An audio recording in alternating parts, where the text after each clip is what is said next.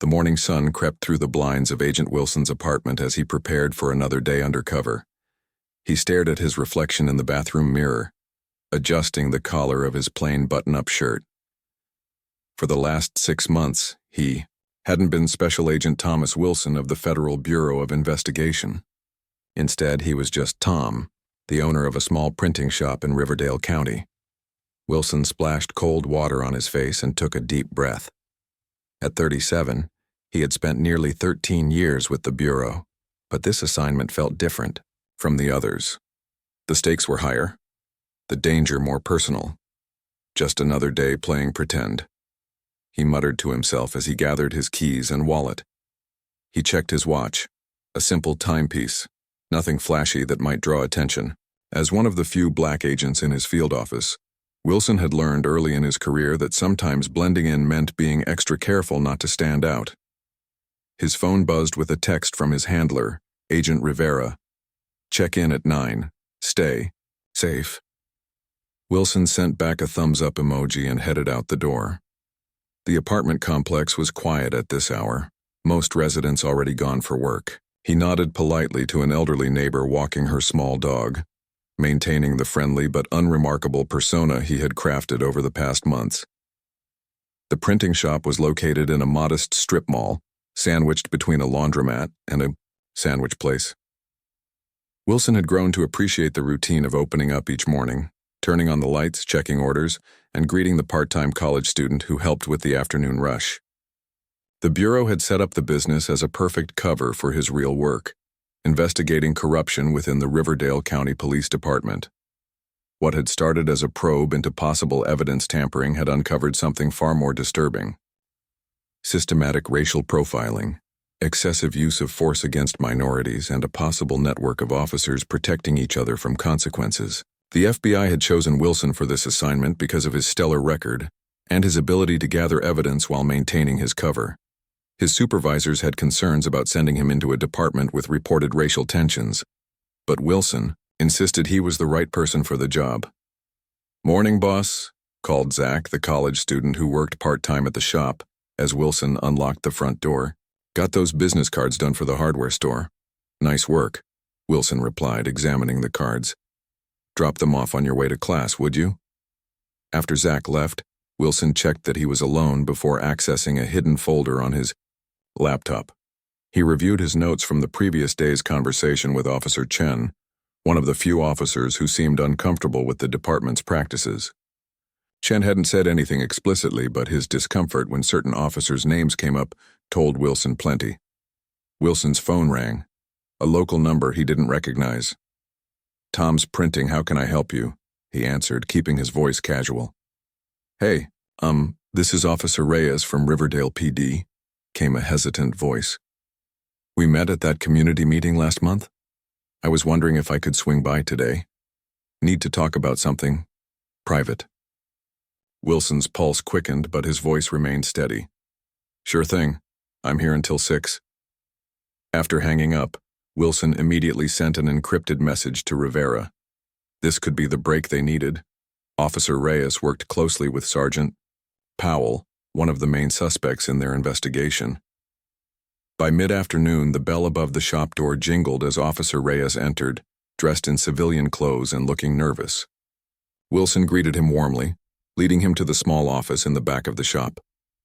"Thanks for seeing me," Reyes said, perching on the edge of a chair. His eyes darted around the room, never settling in one place for long. "I don't know who else to talk to." "Whatever it is, it stays between us," Wilson assured him, leaning forward with a concerned expression. Reyes took a deep breath. "It's about Powell and his crew. The things they're doing. It's not right." He lowered his voice even further. "Last week, they pulled over this young black kid. Couldn't have been more than 17. Clean record, honor student. They planted drugs in his car, Tom. I saw it happen." Wilson kept his face neutral despite the anger building inside him. "That's a serious thing to witness." "That's not even the worst of it," Reyes continued, his hands slightly shaking. "They've got this system. They target specific neighborhoods, specific types of people, and if anyone in the department questions it, They find themselves responding to the most dangerous calls without backup. For the next hour, Reyes outlined what Wilson had suspected but hadn't been able to prove: a coordinated effort by a group of senior officers to target minorities, fabricate charges, and silence any opposition within the ranks. The young officer provided names, dates, and specific incidents that could be verified. "Why are you telling me this?" Wilson asked carefully. "Why not Internal Affairs or the State Police?" Reyes gave a bitter laugh. "Internal Affairs is run by Powell's poker buddy and the state guys. They don't want to step on local toes. I've seen what happens to whistleblowers, Tom, but I can't sleep at night anymore." Wilson nodded slowly. What if there was another option? Someone who could actually do something about this? Like who? Reyes asked, desperation evident in his voice. "Let me make a call," Wilson said. "No names, no details yet, just exploring options." After Reyes left, Wilson waited 30 minutes before driving to a predetermined meeting spot, a quiet picnic area overlooking the river. Rivera was already there, feeding breadcrumbs to the ducks. "We've got something," Wilson said quietly as he sat down beside her. "Officer Reyes is ready to talk. He's got dates, names, specific incidents." Rivera nodded, not looking up from the ducks. "Is he trustworthy?" "I believe so. He's scared, which makes sense if what he's saying is true." "Which is?" Wilson outlined what Reyes had told him, watching Rivera's expression grow increasingly serious. "This could be the evidence we need," she said finally. "But it also means the operation is getting more dangerous. If they're willing to frame innocent kids and threaten their own officers, they won't hesitate to come after someone they suspect is investigating them." Wilson knew she was right. The risk had just increased significantly. "I can handle it," he said firmly. "We're too close to back out now." Rivera studied his face. "The office wants to pull you out, bring in someone else." "Because they're worried a black agent is more at risk?" Wilson asked, unable to keep the edge from his voice. "Partially," Rivera admitted, "but also because you've been under for 6 months. That's a long time to maintain a cover." Wilson shook his head. "Reyes trusts me. If we bring in someone new, we lose that. Besides, this is exactly why I joined the Bureau, to make sure the law works the same for everyone." The sun was beginning to set, casting long shadows across the picnic area. In the fading light, Wilson could see the concern on Rivera's face. "1 more month," he pressed. "We set up meetings with Reyes, get everything documented, build the case properly. Then I'm out." After a long pause, Rivera nodded. 1 month, but you check in twice daily. And at the first sign that your cover might be compromised, you're out. No arguments." Wilson agreed, feeling a mix of determination and unease as they parted ways. Driving back to his apartment, he couldn't shake the feeling that he was being watched. He took a longer route home, making several unnecessary turns to ensure he wasn't being followed. Back in his apartment, Wilson secured the doors and windows before sitting down to update his case notes. The walls of his simple rental suddenly seemed too thin, the neighborhood too quiet. He knew the danger was real, but so was the importance of the work. If what Reyes had told him was true, innocent people's lives were being destroyed by the very people sworn to protect them. As he prepared for bed, Wilson's phone buzzed with another text from Rivera. "Meeting approved. Proceed with caution." Wilson stared at the message for a long moment. In the morning, he would contact Reyes and set up a proper interview with Rivera present. They would document everything, build an airtight case, and finally bring justice to Riverdale County. But for tonight, he was still just Tom from the printing shop, a role he needed to play perfectly for just a little while longer. As he drifted off to sleep, Wilson couldn't know that in just 3 weeks' time, a routine traffic stop would change everything, testing not only his cover but his very will to survive. Rain pattered against the windshield as Wilson drove through the darkening streets of Riverdale County. The meeting with Officer Reyes and Agent Rivera had run longer than expected, stretching well into the evening. For 3 hours, they had recorded Reyes's testimony about the corruption within the police department, documenting names, dates, and specific incidents of misconduct. Wilson checked his rearview mirror out of habit, noting the headlights behind him kept a steady distance. The wipers squeaked across the glass as the rain picked up, turning the streetlights into blurry halos. His mind raced with everything they had learned. Officer Reyes had painted a disturbing picture of systematic abuse of power, with Sergeant Powell and Officer Davis at the center of it all. Just 2 more weeks, Wilson muttered to himself. 2 more weeks of gathering evidence, then he could end this assignment and return to his real life. He hadn't realized how draining it would be to live as someone else for so long, always watching his words, always alert for any slip that might give him away. The headlights behind him suddenly drew closer, high beams flashing briefly. Wilson squinted against the glare, easing his foot off the gas pedal. The car behind him, a police cruiser he now realized, flashed its red and blue lights. Wilson's heart rate picked up, but he kept his breathing steady as he signaled and pulled over to the curb. This wasn't necessarily anything to worry about. He'd had routine interactions with Riverdale officers during his undercover assignment, maintaining his identity as Tom, the print shop owner. Still, after the meeting with Reyes, he couldn't help feeling uneasy. Through his side mirror, Wilson watched as 2 officers emerged from the cruiser. Even through the rain-streaked glass, he recognized them immediately.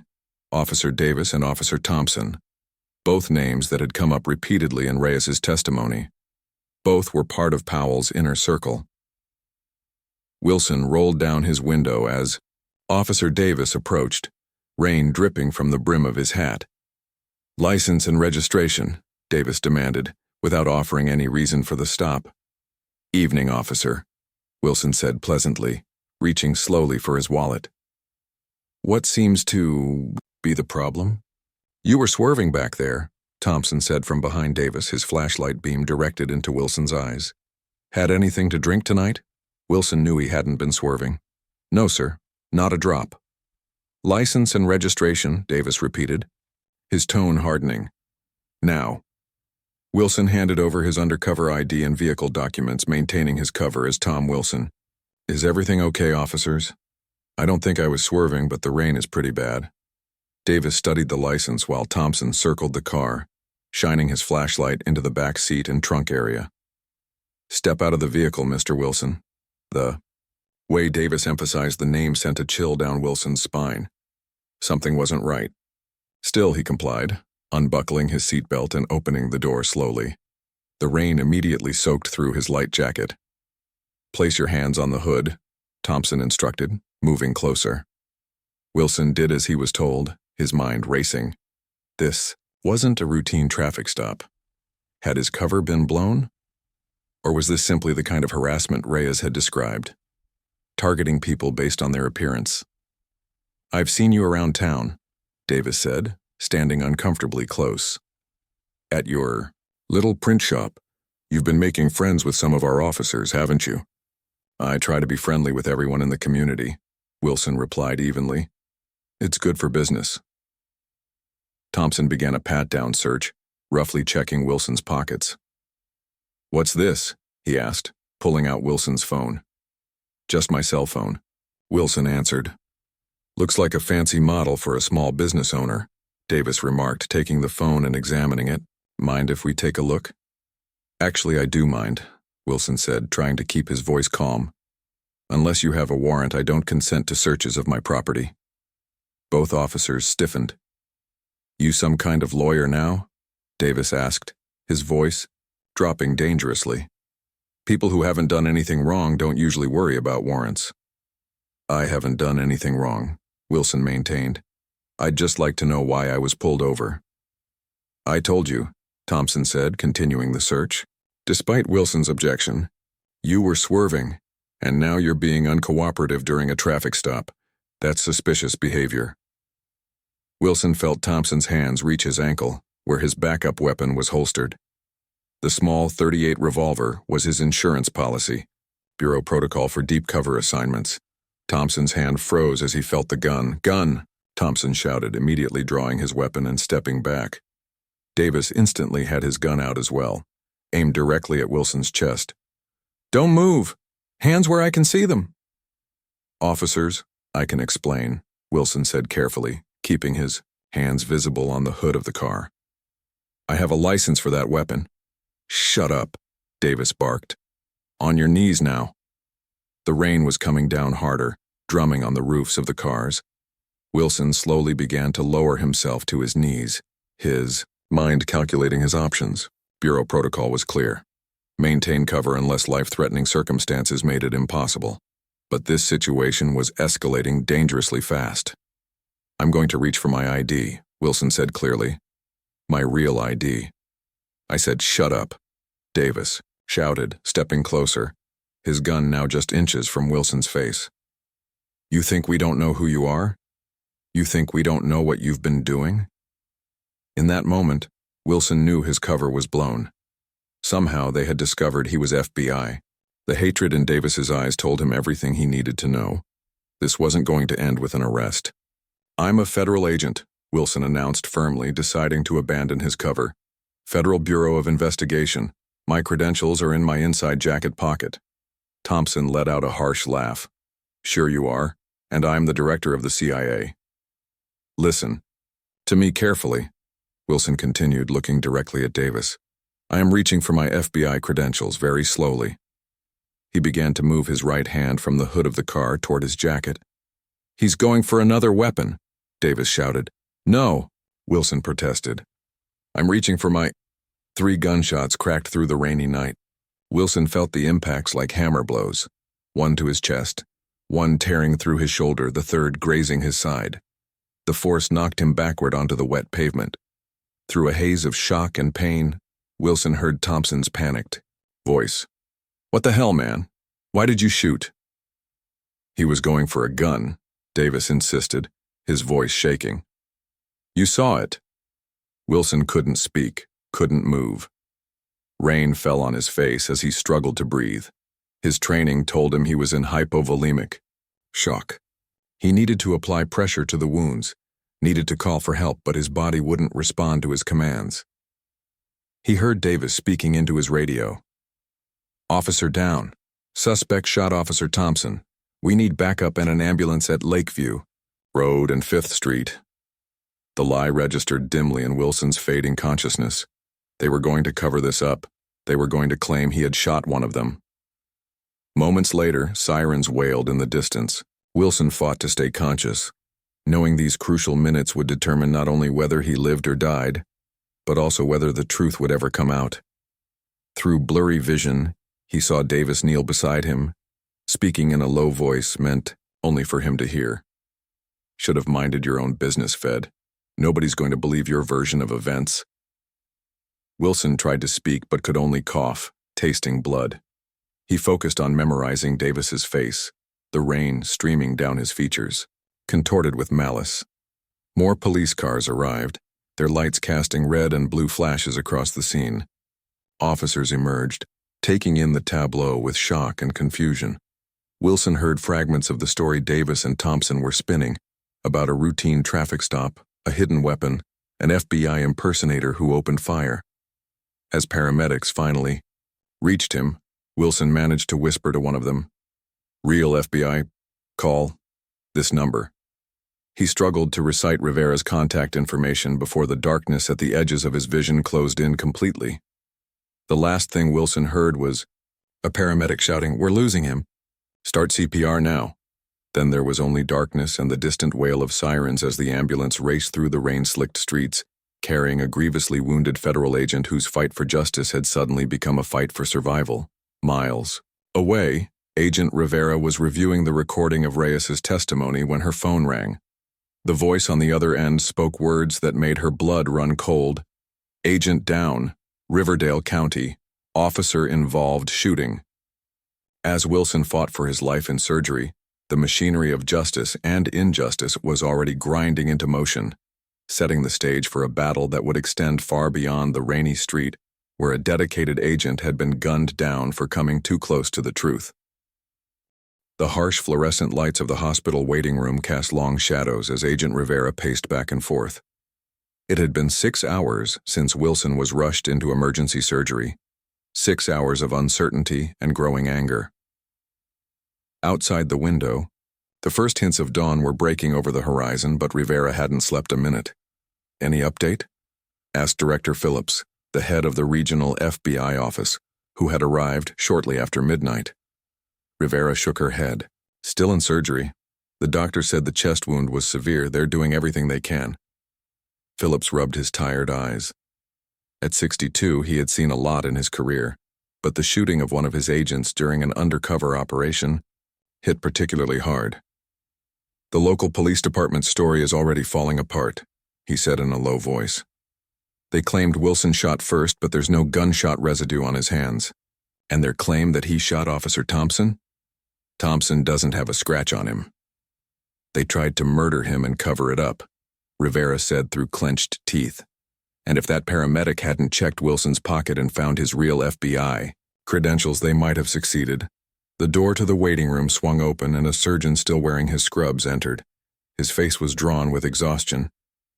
"Agent Wilson survived the surgery," he announced without preamble. "But his condition remains critical. The bullet to his chest missed his heart by centimeters but damaged his left lung. The shoulder wound caused significant nerve damage, and he lost a dangerous amount of blood before reaching the hospital." "Will he recover?" Phillips asked. The surgeon's expression was guarded. "If he makes it through the next 48 hours, his chances improve significantly. But even then, the nerve damage to his shoulder and arm may be permanent." After the surgeon left, Phillips turned to Rivera. "I'm putting you in charge of the investigation. As of this moment, the shooting of a federal agent takes priority over the original corruption case. I want those officers arrested today." "They won't go down without a fight," Rivera warned. "Their department will close ranks." "Then we break through those ranks," Phillips said firmly. "I've already spoken with the Attorney General. We're bringing in the Civil Rights Division and the Office of Inspector General. This isn't just about Wilson anymore. It's about exposing the entire corrupt system." Within hours, the small community hospital had transformed into a fortress. FBI agents guarded Wilson's room around the clock. Meanwhile, at the regional office, Rivera assembled a team of investigators and forensic experts. "The shooting occurred here," she said, pointing to a map. "Officer Davis claimed that Wilson reached for a weapon and fired at them, but the ballistics don't match. All 3 bullets came from Davis's service weapon. We need to find any security cameras in the area that might have captured the incident." A young agent raised his hand.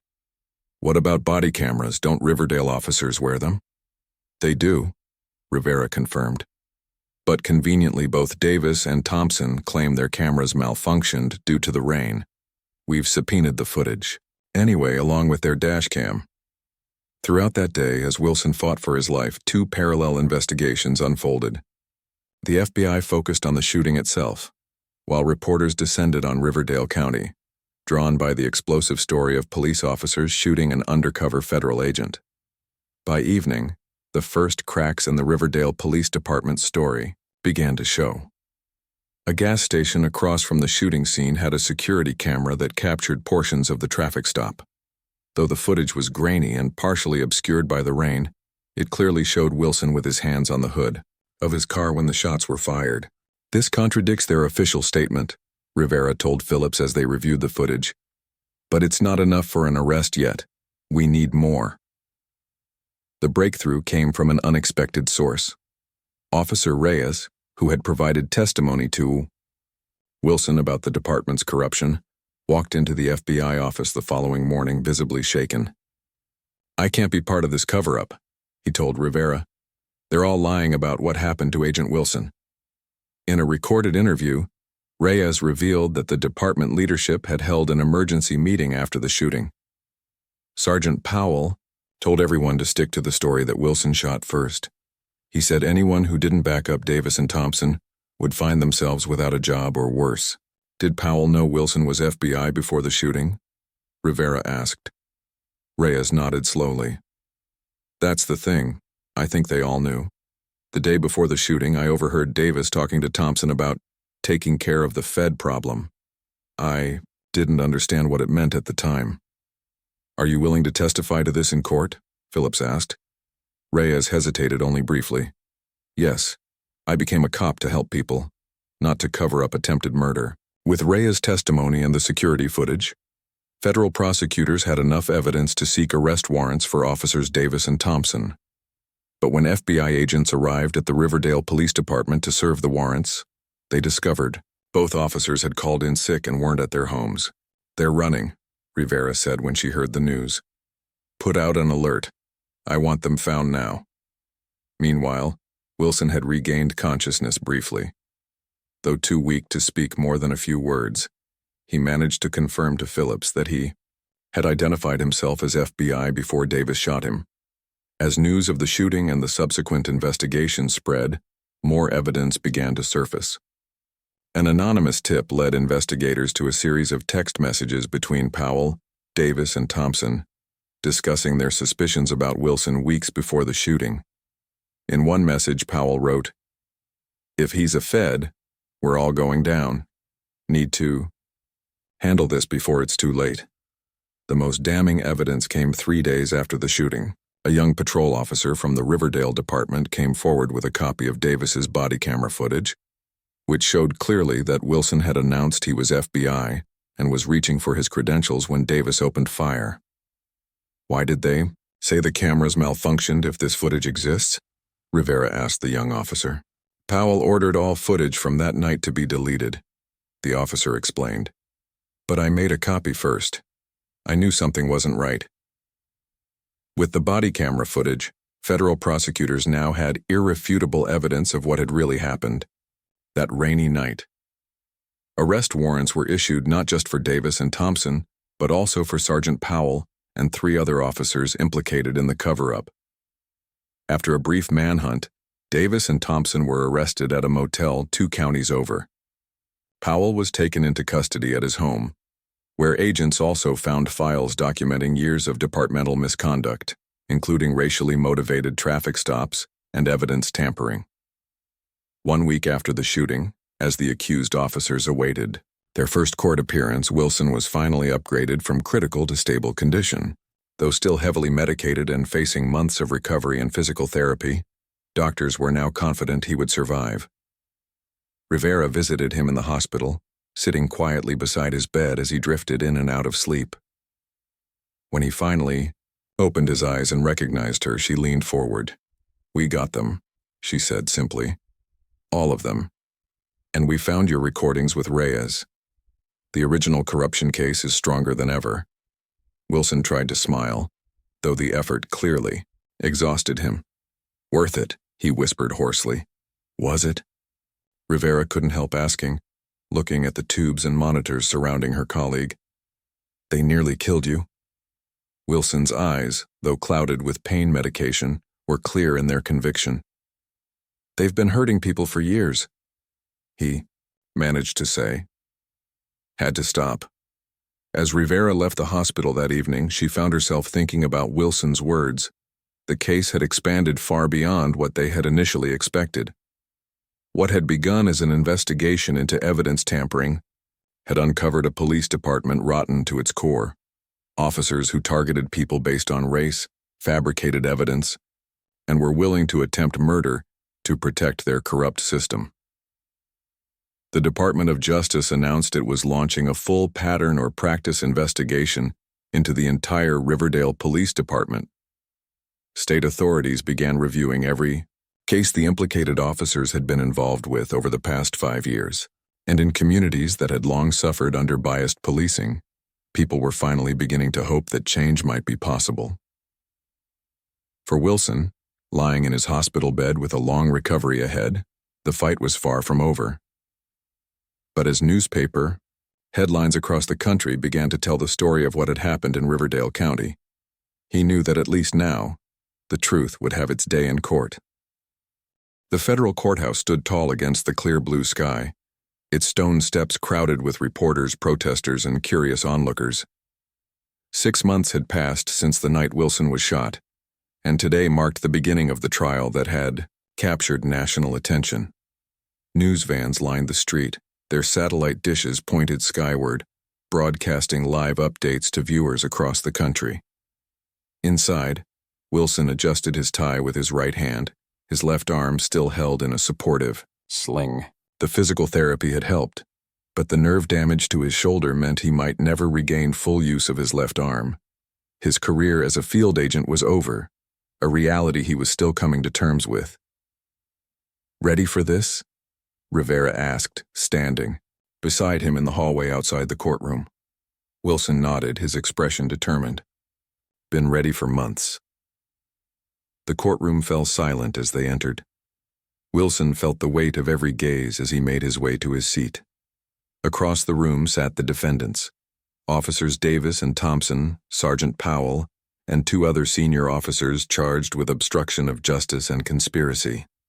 Their once confident demeanor had faded during the months of pretrial detention, replaced by the hollow-eyed look of men facing the consequences of their actions. Federal Prosecutor Lynn stood to deliver her opening statement, her voice clear and unwavering.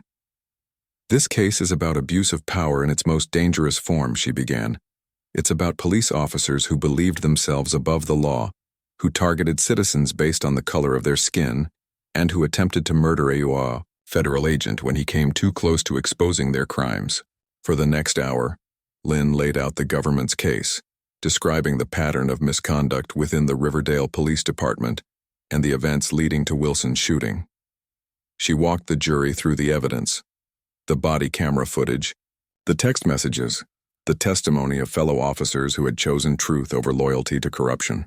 "The evidence will show that Officer Davis fired 3 shots at Agent Wilson, even after Wilson identified himself as FBI," Lynn concluded.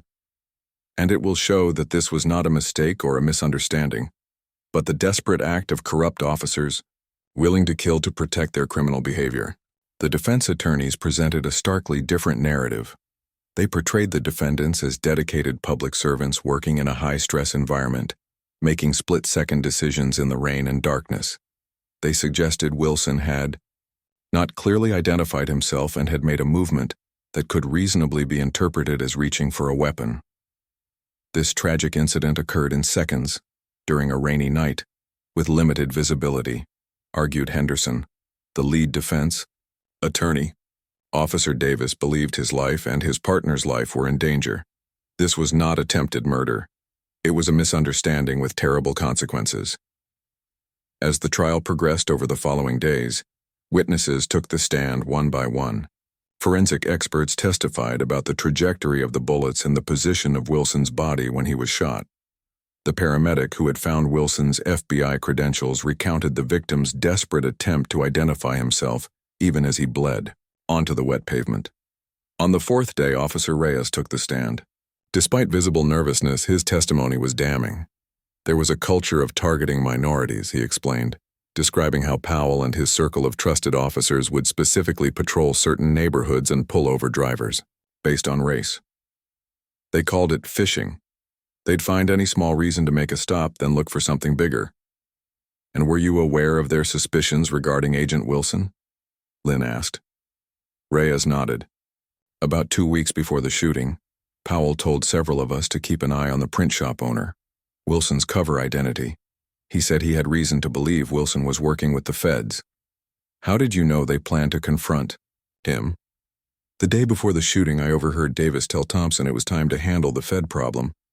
I didn't know exactly what they meant, but after it happened," Reyes's voice trailed off. The defense tried to paint Reyes as a disgruntled employee with a grudge against his superiors, but his testimony remained consistent under cross-examination.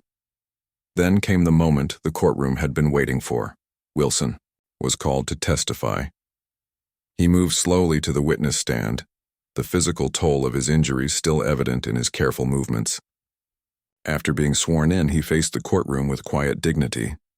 "Agent Wilson," Lynn began, "could you please tell the court about your assignment in Riverdale County?" Wilson described his undercover operation investigating corruption within the police department. He explained how he had gathered evidence over 6 months, building relationships and documenting numerous instances of misconduct. "And what happened on the night of October 17th, Lynn asked.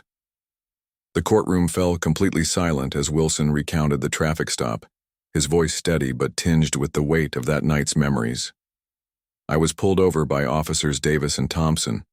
From the beginning, their behavior was aggressive. They claimed I was swerving, which wasn't true.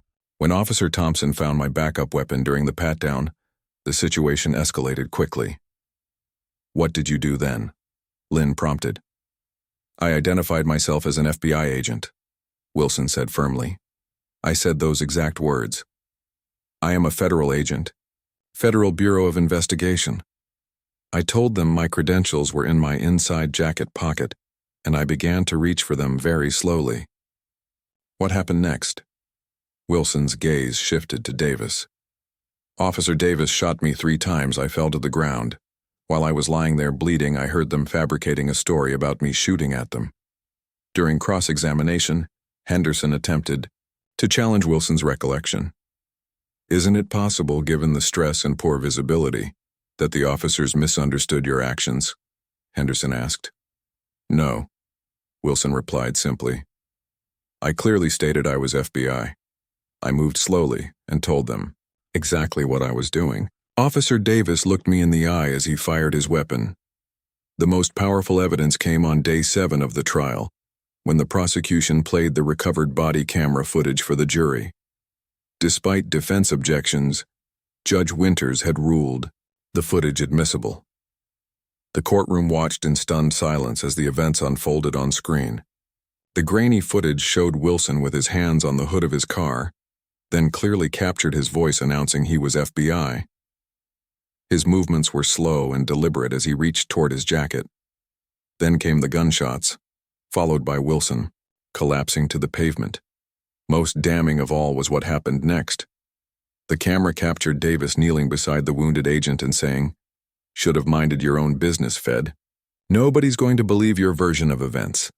Several jurors visibly recoiled at this moment. One older woman on the jury wiped away tears. After the prosecution rested its case, the defense called character witnesses who testified to the defendant's previous good standing in the community. They brought in an expert who suggested the stress of police work could alter perception and decision-making. But their arguments seemed hollow in the face of the overwhelming evidence.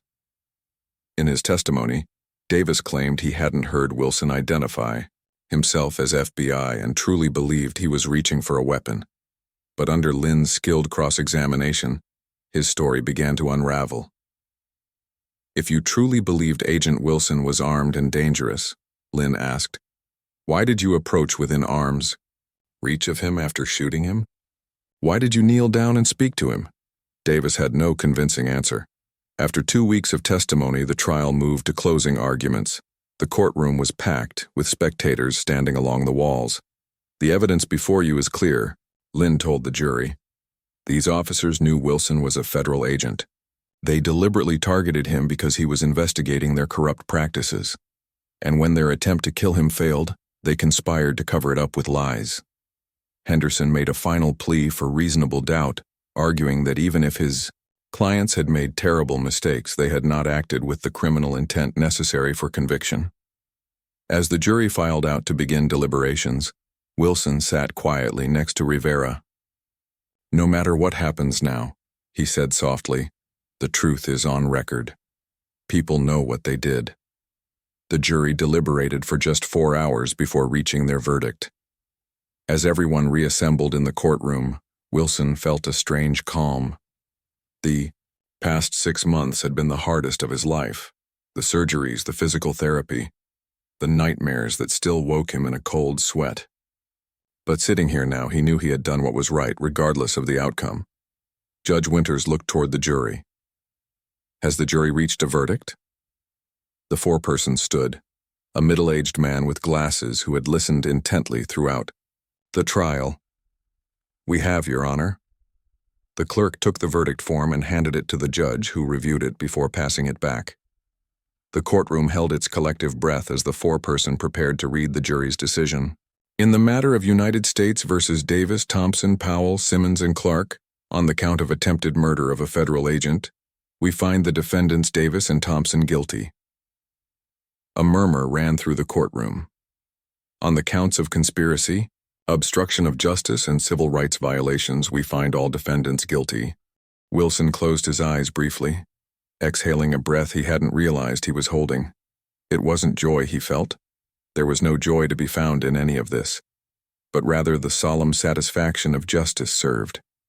The road to healing, both for himself and for the community that had suffered under these officers' abuse of power, would be long, but today marked an essential first step. 4 weeks after the verdict, Wilson returned to the federal courthouse for the sentencing hearing. The media presence had grown even larger, with news crews from across the country gathered on the courthouse steps. This case had become a flashpoint in the national conversation about police accountability and racial justice. The morning air was crisp as Wilson climbed the steps, nodding politely to reporters who called out questions. He wore a dark blue suit, his left arm still in a lighter supportive brace rather than the full sling he'd needed during the trial. Physical therapy was helping, but his doctors had been clear. He would likely never regain full strength or mobility in that arm. Inside the packed courtroom, Wilson took his seat beside Rivera and Director Phillips. Across the aisle, the 5 convicted officers sat with their attorneys, their expressions grim. The past month had given them time to accept the reality of their situation. They were facing potentially decades in federal prison. Judge Winters entered, and the room rose before settling into an expectant hush. The judge, a woman in her 60s with a reputation for fairness and thorough consideration, looked out over the courtroom before speaking. Before I announce the sentences in this case, I will hear impact statements from those who wish to provide them, she said. The government may proceed. Prosecutor Lynn introduced Wilson, who slowly made his way to the podium. He had prepared for this moment carefully, writing and rewriting his statement late into the previous night. As he faced the courtroom, he set aside his notes, deciding instead to speak from the heart. Your Honor, he began, his voice steady. The physical injuries I suffered that night were severe. I've had 4 surgeries. I still take medication for pain. My left arm may never fully recover, which means my career as a field agent is over. He paused, glancing briefly at the defendants. But the impact of this case goes far beyond my personal injuries. During my time undercover in Riverdale County, I witnessed a police department that had betrayed its fundamental duty to protect and serve all citizens equally. I saw officers target people based solely on the color of their skin. I documented cases where evidence was planted, where innocent people were harassed, where justice was denied. Wilson turned slightly to address the wider courtroom. What happened to me that night was terrible, but it was just one instance of a much larger pattern of abuse. The real victims are the people of Riverdale County who lived under this system for years. People who were pulled over without cause, searched without reason, charged without evidence, and who had no FBI badge to protect them when these officers violated their rights. His voice grew stronger as he continued. I don't stand here seeking vengeance. What I want is accountability and change. These officers betrayed their badges and the community they swore to protect. Their actions demand consequences, not just for justice in my case, but to begin healing the deep wounds in this community. After Wilson returned to his seat, Officer Reyes spoke briefly about the culture of corruption he had witnessed and his regret at not coming forward sooner. Then several community members from Riverdale County described their experiences with the police department, stories of harassment, intimidation, and discrimination that had gone unchallenged for years. A middle-aged man described being pulled over 17 times in a single year, despite having no traffic violations.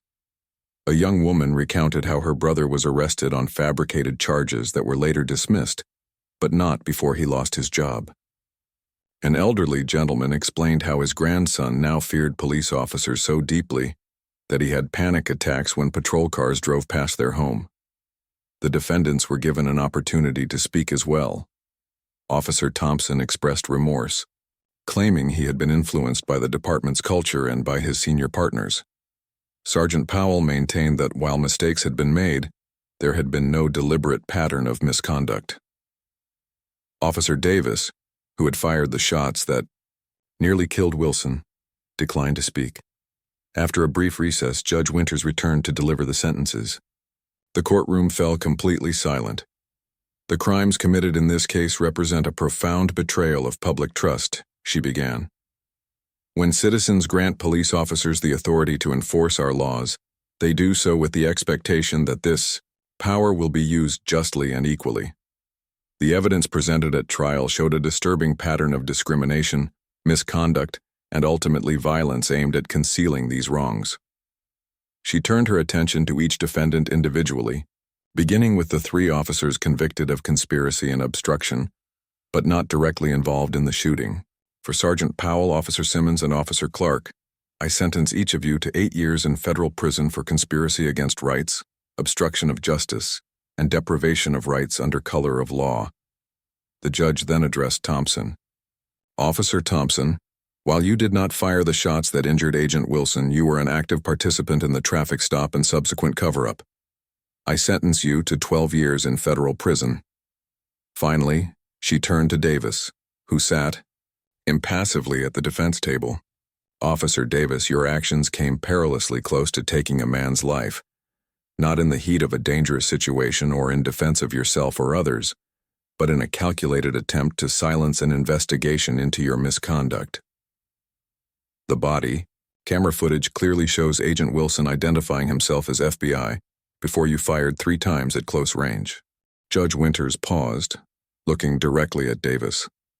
I sentence you to 14 years in federal prison, to be followed by 5 years of supervised release. Additionally, all 5 defendants are permanently barred from serving in any law enforcement capacity. As the sentences were announced, Wilson felt no satisfaction, only a somber sense that justice had been served. The case had never been about revenge for him, but about upholding the principles he had sworn to protect as an FBI agent. Outside the courthouse, Director Phillips addressed the waiting media. Today's sentences send a clear message that no one is above the law, especially those entrusted to enforce it, he stated. The FBI will continue to work with the Department of Justice and the new leadership of the Riverdale County Police Department to ensure that the systemic issues identified during this investigation are fully addressed. 6 months later, Wilson sat on a park bench watching children play. His physical recovery had progressed as well as could be expected. He had declined the desk job offered by the Bureau, instead accepting a position teaching ethics and investigative procedures at the FBI Academy in Quantico. Rivera joined him, handing him a coffee. Just got word about Riverdale, she said. The consent decree is officially in place. New chief, new training protocols, independent oversight commission. The works. Wilson nodded, taking a sip of his coffee. The Department of Justice had conducted a thorough investigation of the Riverdale County Police Department following the trial, resulting in a consent decree that mandated comprehensive reforms. They've hired 8 new officers, Rivera continued, more diverse group than they've ever had. And guess who's leading the community outreach program? Reyes? Wilson guessed. Got it in one. He's working with community leaders to rebuild trust. It's going to take time, but they're making progress. Wilson watched a group of kids from diverse backgrounds playing together on the playground. That's what matters in the end, he said quietly. Making sure they grow up in a world where the system works the same for all of them. 2 years after the shooting, Wilson testified before Congress about his experience and the broader issues of police accountability. His testimony, along with the high-profile nature of his case, contributed to the passage of new federal legislation, strengthening oversight of local police departments and creating more robust mechanisms for addressing patterns of misconduct. The physical reminders of that rainy night would always stay with Wilson, the scars on his chest and shoulder, the chronic pain that sometimes kept him awake, the limited movement in his left arm. But as he stood at the podium in the academy classroom looking out at the faces of future agents, he found purpose in sharing the lessons he had learned. The badge you'll carry comes with extraordinary power, he told his students, and with that power comes an equally extraordinary responsibility. Your duty isn't just to enforce the law, but to ensure that justice is applied equally to everyone, regardless of race, background, or circumstance. A young trainee raised her hand. Sir, after everything you went through, do you regret taking on that undercover assignment? Wilson considered the question carefully. He thought about the pain he'd endured, the career path he'd lost, the long, nights of recovery.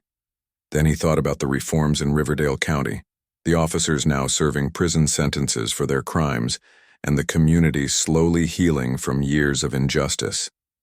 "No," he answered finally. "I don't regret it. The price was high, but some principles are worth the cost. What happened in Riverdale County wasn't just about corrupt officers or a single shooting. It was about whether we truly mean it when we say no one is above the law and everyone deserves equal justice." As the students filed out after class, Wilson packed up his materials, thinking about how far he'd come from that rainy night when he'd lain bleeding on the pavement, uncertain if he would survive. The journey had been difficult, painful, and at times seemingly impossible. But standing here now, knowing that his work had helped bring about real change, he felt something he hadn't expected to find again after all that had happened: hope.